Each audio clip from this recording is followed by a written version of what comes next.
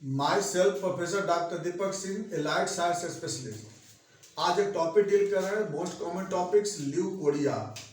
इसको बोलते हैं व्हाइट डिस्चार्ज। क्या है ल्यूकोरिया? ऐसे इसका मीनिंग होता है ल्यूको मीन्स व्हाइट, ओरिया मतलब डिस्चार्ज। सिर्फ यही नहीं कि व्हाइट डिस्चार्ज को ही ल्यूकोरिया बोलते हैं। अगर by the way genital organ से अगर व्हाइट के जैसा अगर कोई और भी सब और अदर कलर भी अगर डिस्चार्ज होते हैं, greenish discharge, reddish discharge, transparent discharge, सारे डिस्चार्ज को ल्यूकोरिया बोलते हैं। ये अलग बात है कि हम इसको अलग से हम लोग ल्यूकोरिया बोलते हैं। चलिए, यानी कि इसका डिफिनेशन क्या कहता है कि any types of discharge from female genital tract known as leucorrhoea. चलिए, यहाँ तक तो बात आ गई। अब बात है दूसरी बात है, ये ल्यूकोरिया दो वेराइटीज के होते हैं, एक फिजियोलॉजिकल, दूसरा पैथोलॉजिकल। फिजियोलॉजिकल ल्यूकोरिया किसको बोलते हैं? ऐसा नाम से लग रहा है फिजियोलॉजिकल। फिजियोलॉजिकल का मतलब होता है, फिजियोलॉजिकल मतलब एक पैथोलॉजिकल होता है। पैथोलॉजिकल फिजियोलॉजिकल का मतलब होता है कि बॉडी के फिजियोलॉजिकल फंक्शन के अनुसार, फिजियोलॉजिकल एक्टिविटी के अनुसार, फिजियोलॉजिकल एक्टिविटी की वजह से जब यहाँ से अबनॉर्मल डिस्चार्ज, जब यहाँ से डिस्चार्ज होता है तो उसको बोलते हैं फिजियोलॉजिकल डिस्चार्ज, या फिजियोलॉजिकल वेजाइनल डिस्चार्ज बोल सकते हैं, फिजियोलॉजिकल ल्यूकोरिया भी बोल सकते हैं। और अगर बाय द वे किसी कारण से विदाउट फिजियोलॉजी का कोई वहाँ पर फिजियोलॉजिकल कंडीशन नहीं था, बिना फिजियोलॉजिकल कंडीशन का जब डिस्चार्ज होता है तो उसको बोलते हैं पैथोलॉजिकल डिस्चार्ज। फिर से बात करते हैं यहाँ पे, फिजियोलॉजिकल डिस्चार्ज में क्या होता है कि इसमें जो पास करता है यहाँ जेनाइटल ट्रैक्ट से वाटर, इलेक्ट्रोलाइट और IgA। ये मतलब कि फिजियोलॉजिकल डिस्चार्ज में तीन सब्सटेंस होता है, water, electrolytes and IgA antibody. जो कि पैथोलॉजिकल डिस्चार्ज में इसके अलावा इतना तो पास करता ही है पैथोलॉजिकल में, वाटर, इलेक्ट्रोलाइट, IgA, इसके साथ पास करता है इसमें IgG, इसके बाद प्रोटीन, विटामिन, मिनरल। यानी कि पैथोलॉजिकल डिस्चार्ज में बहुत यूजफुल सब्सटेंस भी पास कर जाता है। चलिए बात करते हैं फिजियोलॉजिकल डिस्चार्ज किसको बोलते हैं। वैसे डिस्चार्ज जिससे बॉडी में किसी भी तरह का डिस्टर्बेंस नहीं होता है, किसी भी तरह के हेल्थ में किसी तरह का प्रॉब्लम नहीं होता है, उसको बोलते हैं फिजियोलॉजिकल डिस्चार्ज। पैथोलॉजिकल डिस्चार्ज किसको बोलते हैं? जिसके डिस्चार्ज के कारण कई तरह का सिस्टेमिक इफेक्ट जब होता है उसको बोलते हैं पैथोलॉजिकल डिस्चार्ज। अगेन रिपीट कर रहे हैं, फिजियोलॉजिकल डिस्चार्ज में बॉडी में किसी भी तरह का प्रॉब्लम नहीं होता है, जो कि पैथोलॉजिकल डिस्चार्ज में हेडेक होना, vertigo, unusual sleep, bone pen, joint pain, muscular pain, weakness, blood pressure का लो होना, रिकरेंट इन्फेक्शन, बैक एक, लोअर एब्डोमिनल पेन, ऐसे बहुत सारी वहाँ पे कॉम्प्लिकेशन बॉडी में डेवलप होता है पैथोलॉजिकल डिस्चार्ज में, क्योंकि पैथोलॉजिकल डिस्चार्ज में बॉडी के इंपोर्टेंट सब्सटेंस ही पास करता है। चलिए बात करते हैं पहले फिजियोलॉजिकल से। फिजियोलॉजिकल डिस्चार्ज ये क्या होता है, कैसे होता है? इससे पहले ये जान लेना है, ये भलवा होता है, ये वेजाइना होता है, या सर्विक्स है, या ये एंडोमेट्रियम है। यानी डिस्चार्ज यहाँ ना कहीं से होता है। कहाँ से हो सकता है? भलवा से हो सकता है, वेजाइना से हो सकता है, सर्विक्स से हो सकता है और इंडोमेट्रियम से हो सकता है। तो बात करते हैं फिजियोलॉजिकल ल्यूकोरिया के बारे में। फिजियोलॉजिकल ल्यूकोरिया जो होता है ये किसी कंडीशन में ये डिस्चार्ज होते हैं। यह कंडीशन होता है, पहला कंडीशन आता है मेंस्ट्रुएशन पीरियड के समय। मेंस्ट्रुएशन पीरियड में 3 ऐसा डेट होता है जिसमें डिस्चार्ज होता है। पहला होता है D27 to D28। D27 D28 में जो डिस्चार्ज होता है वह सर्विक्स से डिस्चार्ज होता है, या कुछ डिस्चार्ज इंडोमेट्रियम से होता है। अब बोलेंगे क्यों होता है डिस्चार्ज, तो देखिए इस समय क्या होता है कि जो टिश्यू डेब्रिज जो बनता है, ये टिश्यू डेब्रिज को अपने से सेल्फ उसको क्या करना करता है, क्लीन करना पड़ता है। जेनाइटल ऑर्गन से क्या होता है कि जो भी टिश्यू डेब्रिज होते हैं जिसका यूज नहीं होता है उस सब्सटेंस को सेल्फ क्लीनिंग करना होता है। तो सेल्फ क्लीनिंग करने के लिए क्या होता है कि ये कहीं अब ग्लैंड जो होता है कुछ ना कुछ डिस्चार्ज करके और सेल्फ क्लीनिंग करता है। तो यह अबनॉर्मल नहीं है, यह नॉर्मल कंडीशन होता है, जो कि वहाँ पर क्योंकि पीरियड आने वाला है, वहाँ से टिश्यू बन रहे होंगे, टिश्यू डिस्ट्रक्शन हो रहा होगा, तो टिश्यू डिस्ट्रक्शन को लेकर के वहाँ पर D27 D28 यानी कि मेंस के 1 दिन 2 दिन पहले वहाँ पर डिस्चार्ज होता है। यह फिजियोलॉजिकल है। इसका जो नेचर होता है वाटरी होता है और ये ब्लड के साथ जब मिक्स हो जाता है तो ब्राउनिश भी हो जाता है। ये नेक्स्ट आता है D4 to D5। D4 D5 का मतलब होता है कि मेंस्ट्रुएशन वहाँ पे बंद हो जाता है। उस समय जो डिस्चार्ज होता है वेरी ठीक, इतना टीनेशियस होता है ना, बहुत ज़्यादा चिपचिपापन होता है वह। तो ये जो डिस्चार्ज होता है वह बहुत गाढ़ा डिस्चार्ज होता है और यही फिजियोलॉजिकल डिस्चार्ज कहलाता है। और तीसरा डिस्चार्ज जो होता है वह होता है D14 D15 में, जिस समय ओव्यूलेशन होता है उस समय यहाँ पर डिस्चार्ज होता है और उस समय डिस्चार्ज होता है एंडोमेट्रियम से, जो जेली लाइक डिस्चार्ज होता है वो। तो ये जो डिस्चार्ज होता है इसमें इसका फंक्शन क्या है इसका, ये जो डिस्चार्ज होता है ये स्पर्म को अपने साथ अटैच करने के लिए डिस्चार्ज होता है। तो ये जो डिस्चार्ज होता है ये पीरियड में डिस्चार्ज होता है। याद रखना होगा कि पूरे साइकिल में 3 बार डिस्चार्ज हुआ, एक जस्ट 1-2 दिन पहले, एक पीरियड बंद होने के बाद, और एक ओव्यूलेशन में 14 और 15 डे के ओव्यूलेशन में। तो ये जो डिस्चार्ज होता है ये डिस्चार्ज पीरियड डिस्चार्ज है। दूसरा होता है सेक्सुअल इंटरकोर्स के समय। सेक्सुअल इंटरकोर्स में क्या होता है कि चूंकि बर्थोलिन से स्किनस ग्लैंड और नेबोथियन ग्लैंड 3 जगह से डिस्चार्ज होता है सेक्सुअल इंटरकोर्स के समय। तो ये जो डिस्चार्ज होता है ड्यूरिंग एक्साइटमेंट के समय बर्थोलिन और स्किनस से डिस्चार्ज होता है और इजाकुलेशन में सर्विक्स से नेबोथियन ग्लैंड से डिस्चार्ज होता है। यह भी फिजियोलॉजिकल डिस्चार्ज में आता है। नेक्स्ट आते हैं फिर प्यूबर्टी के समय। प्यूबर्टी के समय जो डिस्चार्ज होता है वो वेजाइनल म्यूकस से डिस्चार्ज होता है। चूंकि प्यूबर्टी में नए नए सेल बनता है ना, तो नया सेल बनने के कारण क्या होता है कि वहां से कुछ ना कुछ डिस्चार्ज होता है प्यूबर्टी में।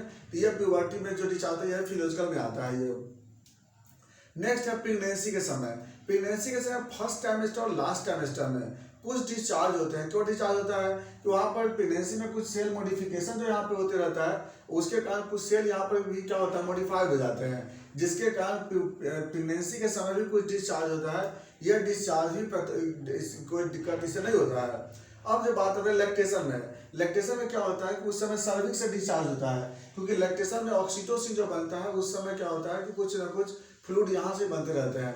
तो ये जो देख रहे थे ये प्रेगनेंसी है, प्यूबर्टी है, लैक्टेशन है, सेक्सुअल इंटरकोर्स है एंड मेंस्ट्रुएशन पीरियड के बाद। तो ये सब जितने भी डिस्चार्ज देख रहे हैं सारे डिस्चार्ज फिजियोलॉजिकल है। इसमें किसी भी तरह का बॉडी में हार्मफुल इफेक्ट नहीं होता है, क्योंकि ये डिस्चार्ज इसलिए बनता है ना कि सेल्फ क्लीनिंग करने के लिए यहाँ पर डिस्चार्ज होते रहता है। यहाँ टिश्यू डेब्रिस जो बनते हैं उसको बाहर रिमूव करने के लिए डिस्चार्ज होता है। इसी में क्या होता है कि कुछ थ्रेड लाइक जो होता है ना वाइटी डिस्चार्ज यहाँ पे होता है और कुछ भलवा में स्मेग्मा जैसा कुछ फ्लूइड बनता है। ये सब के सब फिजियोलॉजिकल कंडीशन में बनते हैं। अब बात करते हैं पैथोलॉजिकल। पैथोलॉजिकल डिस्चार्ज होता है 4 वेराइटीज का होता है। पहला जो होता है यहाँ भलभर होता है, जो फर्स्ट में भलवा में होता है, इसको भलभर ल्यूकोरिया बोलते हैं, भलभर ल्यूकोरिया। दूसरा वेजाइना से होता है, इसको बोलते हैं वेजाइनल ल्यूकोरिया। तीसरा होता है सर्विक्स से, इसको बोलते हैं सर्वाइकल ल्यूकोरिया। और चौथा होता है एंडोमेट्रियम से, इसको बोलते हैं एंडोमेट्रियम ल्यूकोरिया, है ना। 4 साइड से ल्यूकोरिया होता है, चारों तरह का अलग बात करते हैं। सबसे पहले बात करते हैं भलभर ल्यूकोरिया। भलभर ल्यूकोरिया जो होता है ये बच्चों में देखने को ज्यादा मिलता है, ये जो भलभा से डिस्चार्ज होता है।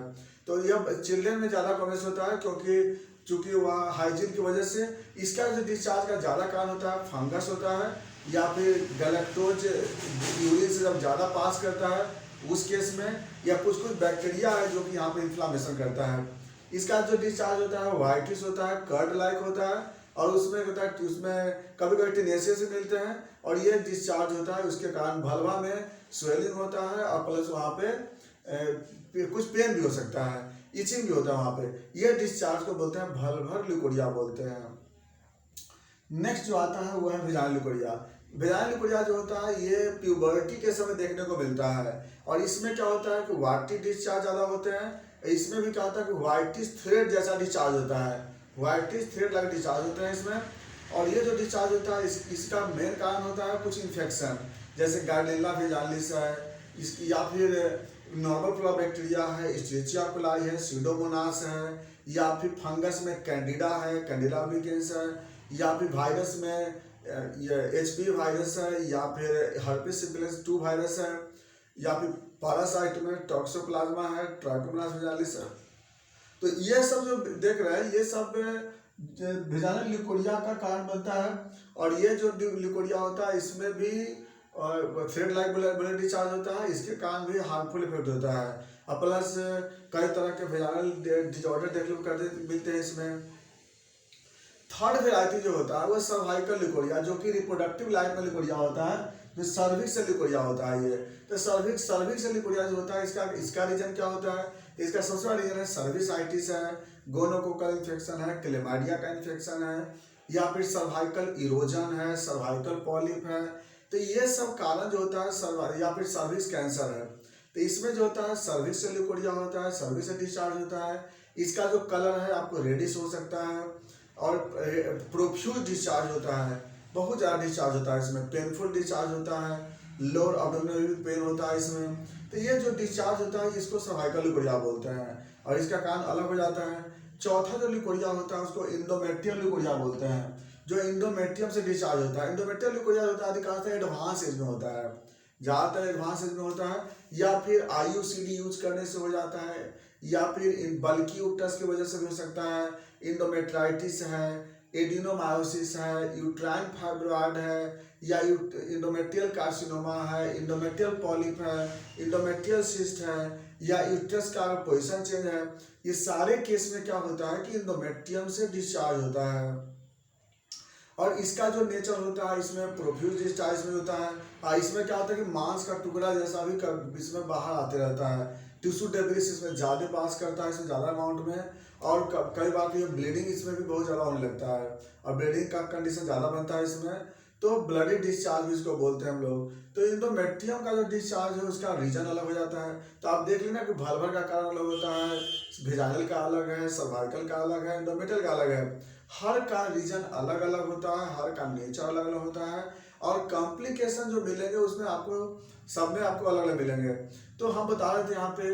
अब जो बात करते हैं कॉम्प्लिकेशन की तरफ से, तो कॉम्प्लिकेशन जो होता है भलभल ल्यूकोरिया में क्या होता है कि बार बार इचिंग होगी, बार बार वहाँ पे इन्फेक्शन होंगे।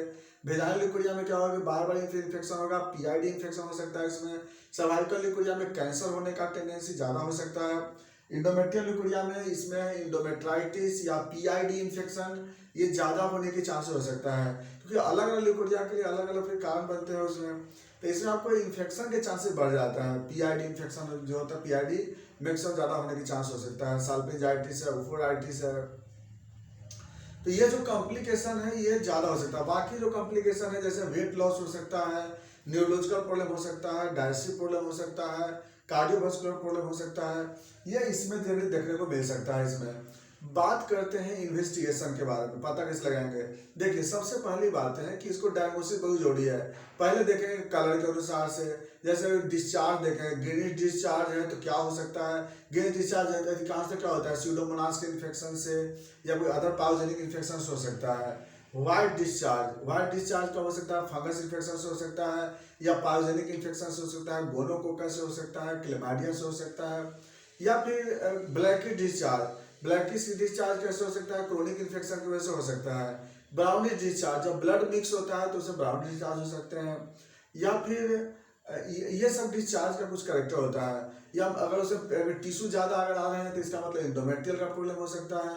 तो देखिए अलग अलग कॉज के अनुसार से, अब मान ली व्हाइट है, फंगस के इन्फेक्शन से ज़्यादा होता है, या डिस्चार्ज के साथ इचिंग होता है तो इसका मतलब फंगस का वहाँ पे इन्फेक्शन है। तो ये कारण ये सब जो होता है ना, ये डिस्चार्ज को डायग्नोसिस करने का साधन होता है। ये कौन कौन से वजह से किसकी वजह से डिस्चार्ज हो सकते हैं। बैक्टीरियल में पेन ज़्यादा होता है, वायरस में इचिंग ज़्यादा होता है, ये फंगस में, पैरासाइट में स्वेलिंग ज़्यादा होता है वहाँ पे। तो ये कुछ ऐसे डायग्नोसिस का साधन होता है जिसको कि पता लगा सकते हैं कि किस वजह से हो सकता है। बाकी हम लोग कराते हैं अल्ट्रासोनोग्राफी कराते हैं। तो अल्ट्रासोनोग्राफी में क्या मिल सकता है आपको, सर्विस का मास मिल सकता है, इंडोमेट्रियल मास मिल सकता है, बल्कि यूट्रस मिल सकता है, PID मिल सकता है।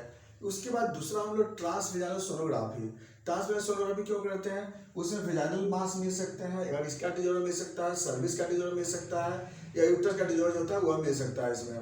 तो ये हम लोग करा कर देख सकते हैं ट्रांसवेजाइनल सोनोग्राफी। नेक्स्ट हम लोग कराते हैं कल्चर और सेंसिटिविटी ऑफ जाइटो स्वाब। जाइटो स्वाब का कल्चर कराएंगे तो उसमें आपको कोई ऑर्गेनिज्म मिल सकता है, वहाँ ऑर्गेनिज्म फाइंडिंग मिल सकता है। उसके बाद आते हैं रूटीन, वहाँ पे माइक्रोस्कोपिक एग्जामिनेशन ऑफ जाइटल स्वाब। तो जाइटल स्वाब का माइक्रोस्कोप कराएंगे तो वहाँ पे फंगस मिल सकता है, वहाँ बैक्टीरिया मिल सकता है, पैरासाइट मिल सकता है वहाँ पे, तो हम लोग जाइटल स्वाब का कल्चर करा सकते हैं।